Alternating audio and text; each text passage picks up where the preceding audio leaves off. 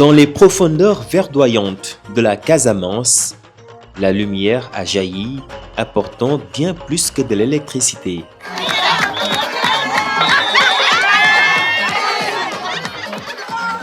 Durant plusieurs jours, le ministre de l'Énergie, du Pétrole et des Mines a sillonné ces terres avec une forte délégation, composée notamment du directeur général de l'ASER et du représentant du directeur général de Sénélec. Ensemble, ils ont procédé à la mise en service de 33 localités nouvellement électrifiées dans les régions de Kolda, Sédhiou et Ziguinchor. Monsieur le ministre, votre présence ici est hautement significative. Vous pouvez le lire sur le visage des populations. C'est la première fois que nous recevons un ministre. Elle témoigne de la priorité donnée aux zones autrefois oubliées et de l'engagement de l'État à traduire la paix en actions concrètes, et entre surtout dans le cadre de la consolidation de la paix.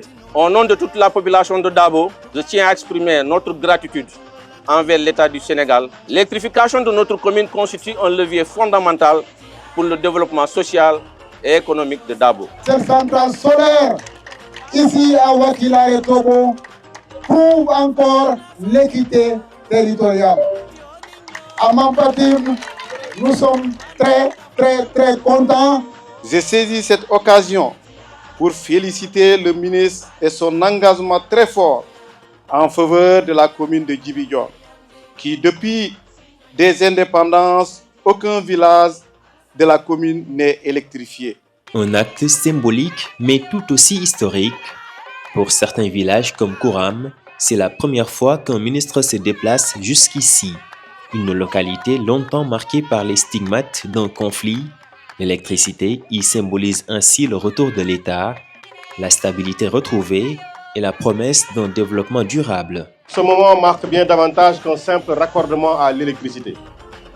Il symbolise une avancée significative vers une équité territoriale réelle.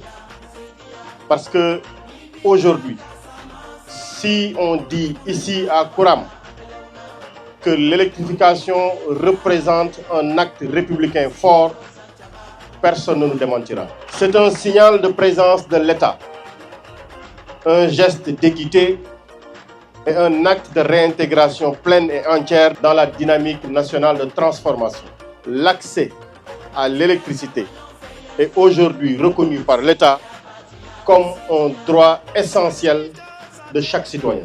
C'est pourquoi aujourd'hui nous travaillons main dans la main pour que nos actions puissent être concrètes et que ça puisse être réalisé très rapidement afin qu'on puisse atteindre cet objectif d'accès universel. Un ministre de la République déplacé wu ñëw ba fii nii pour mettre en service ce village là bu bokk ci 33 localités yi nga xam ne mettre na ko en service ci 3 jours yii nii moom ministre de l'énergie, du pétrole et des mines ci loolu anto parce que moom liggéeyam la parce que tey képp ku seet tuuti wala ku am ceeb tuuti dina gis efficacité bu am ci exécution projet yi ñu nekk. Cette mission s'inscrit dans le cadre d'une stratégie ambitieuse, garantir l'accès universel à l'électricité à l'horizon 2029. Elle repose sur une synergie exemplaire entre l'ASER et Sénélec, autour d'une vision portée par le ministre Birame Souleye Diop. 3 grands projets ont été mobilisés à cette occasion. Le PAMACEL, porté par Sénélec et financé par la Banque africaine de développement, d'un coût global de 25 milliards de francs CFA, ce programme a déjà électrifié 315 localités sur 424. Le projet ASER 300, financé par l'État du Sénégal et exécuté par Gulf Engineering, a électrifié plusieurs villages dans la région de Kolda.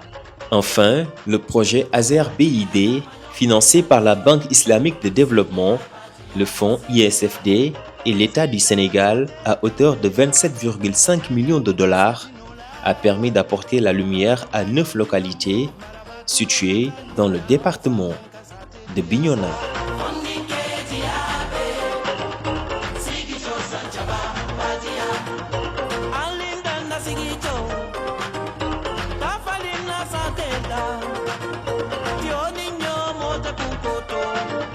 Mano mota farja